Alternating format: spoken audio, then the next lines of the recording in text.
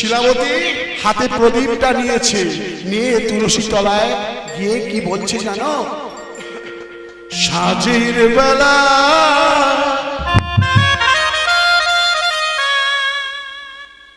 তুলসী তলায়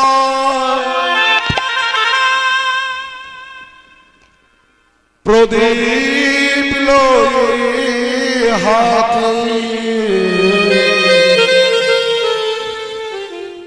শিলাবতী মনে মনে স্বামীর ছবি আঁকে। সাজের বেলা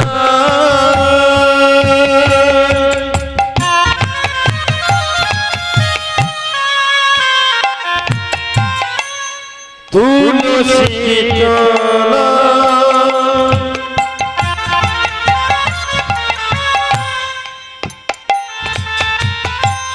প্রদীপ লয়ে হাতে হাতে শিলাবতী মনে মনে স্বামী ছবি আঁকে।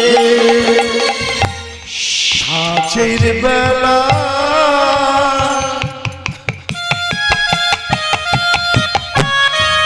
ফিরে এসো স্বামী, আমার কাছে ফিরে এসো।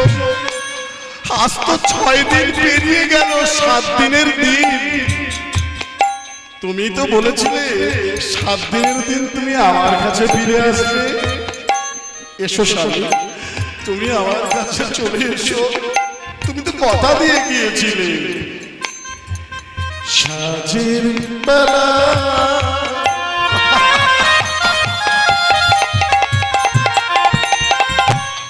তুলসী তলায়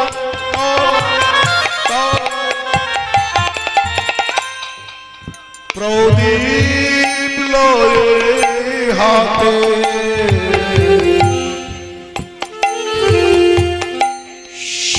শিলাবতী মনে মনে স্বামীর ছবি আঁকে।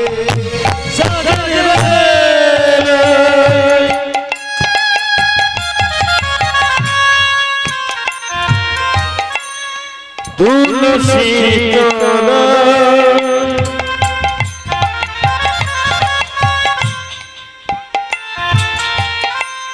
প্রদীপ লয়ে হাতে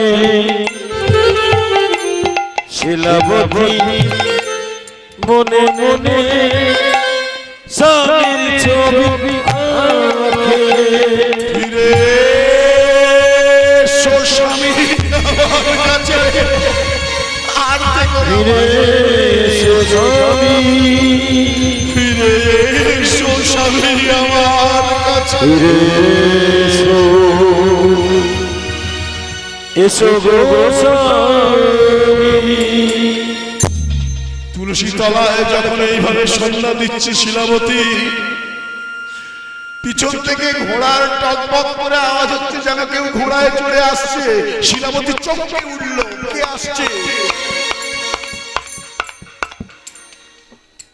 একজন সৈনিক এলো,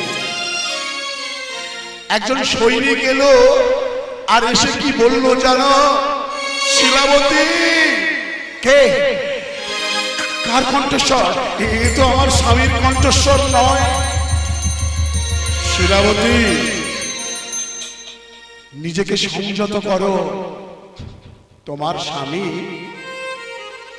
গয়া যুদ্ধে গিয়ে অস্ত্র বের করেনি, তাই অপর পক্ষের সৈন্যরা তাকে সুযোগ বুঝে সময় করে দ্বিখণ্ডিত করে দিয়েছে।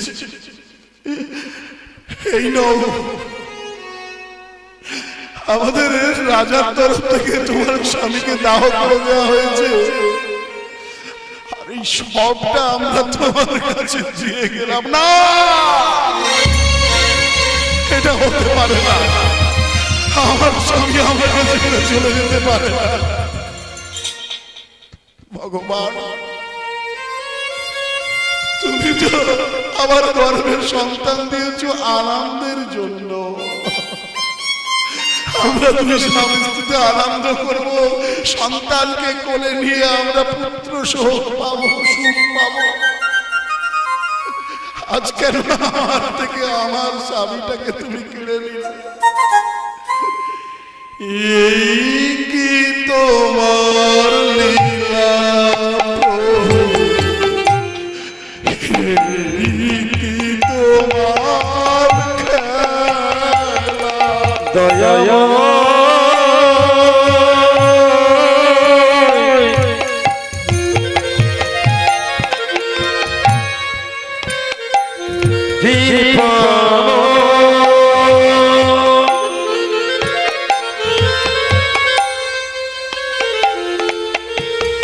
এই কি তোমার লীলা বলো, এই কি তোমার খেলা?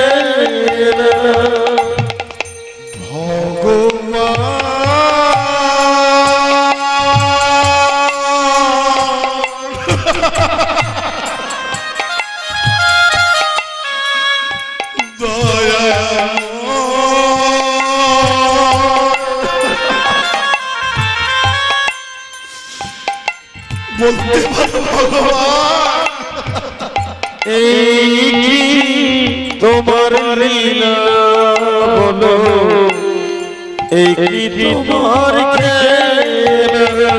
আমি কি আজন্মকাল হতভাগিনী হয়ে থাকবো? তুমি কারে হাসাও, কারে কাঁদাও,